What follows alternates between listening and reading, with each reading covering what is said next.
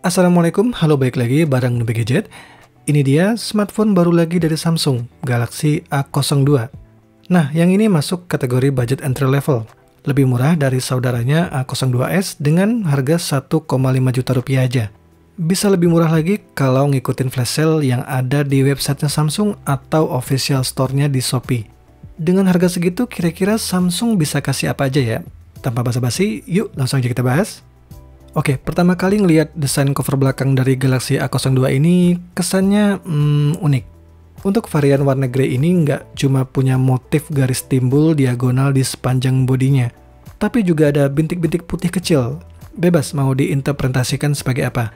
So, yang jelas ini desainnya beda dengan smartphone entry level lainnya.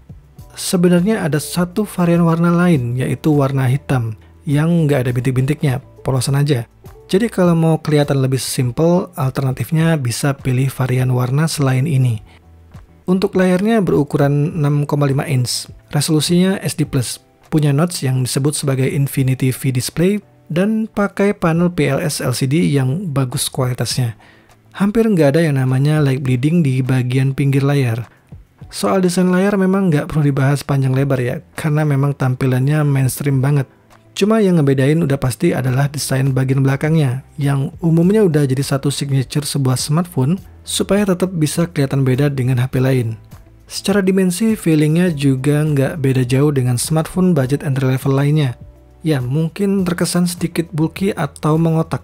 Bisa jadi karena beratnya ini ada di 206 gram.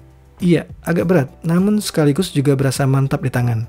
Dengan bobot segini, di dalamnya tertanam baterai berkapasitas 5000 mAh. Cukup standar, tapi dari hasil tes pemakaian saya selama setengah hari, dari jam 8 pagi sampai 8 malam, HP ini bisa ngasih screen on time selama 4 jam lebih. Dan sisa baterai masih menunjukkan angka di 50%. Dipastikan bisa nyampe seharian dan screen on time di atas 8 jam kalau mau diterusin sampai habis. Nah, kalau baterainya mulai menipis, ada charger bawaan beroutput 7,8 watt. Dan untuk proses pengisian daya mulai dari 10 sampai dengan 100%, membutuhkan waktu nyaris 3 jam lamanya melalui port micro USB. So, memang HP ini ditargetkan untuk pengguna yang suka berlama-lama menatap layar handphone. Buat nonton, enak banget. Ditambah adanya fitur Dolby Atmos yang bisa diaktifkan setelah nyolokin earphone ke jack audio 3,5 mm-nya.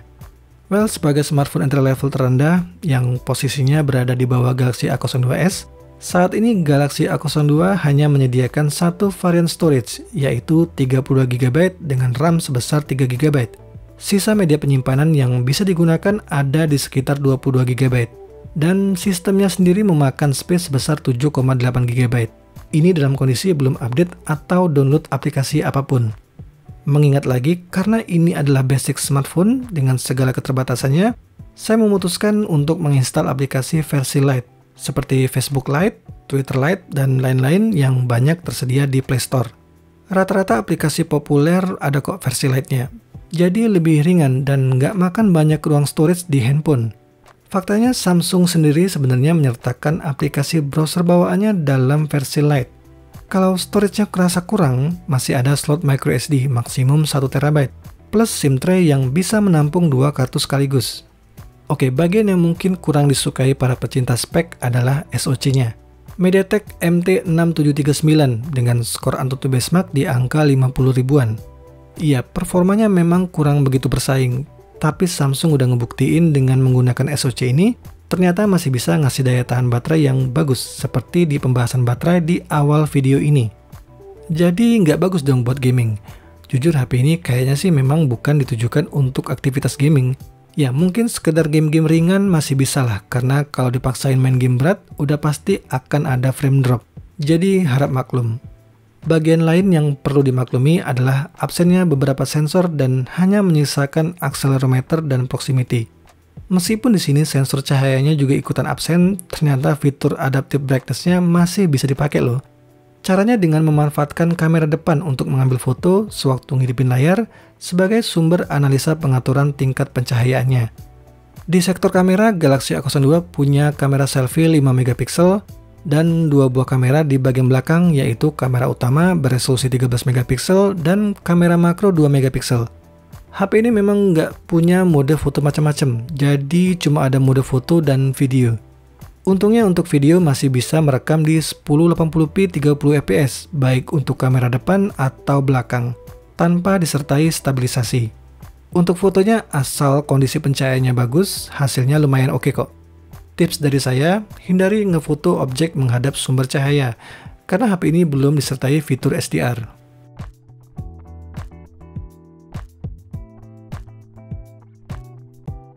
Gimana menurut kalian tentang Galaxy A02 ini? Kalau butuh HP merek Samsung dengan harga paling murah, dipakai hanya untuk belajar daring, sosmed, nonton, sekedar nelpon dan SMS dengan daya tahan baterai yang bagus, HP ini udah pasti cocok. Seperti biasanya karena ada banyak pilihan smartphone di kelas ini, pilihlah sesuai kebutuhan dan apa yang jadi prioritas. Nah, sampai di sini dulu video review Galaxy A02 dari saya.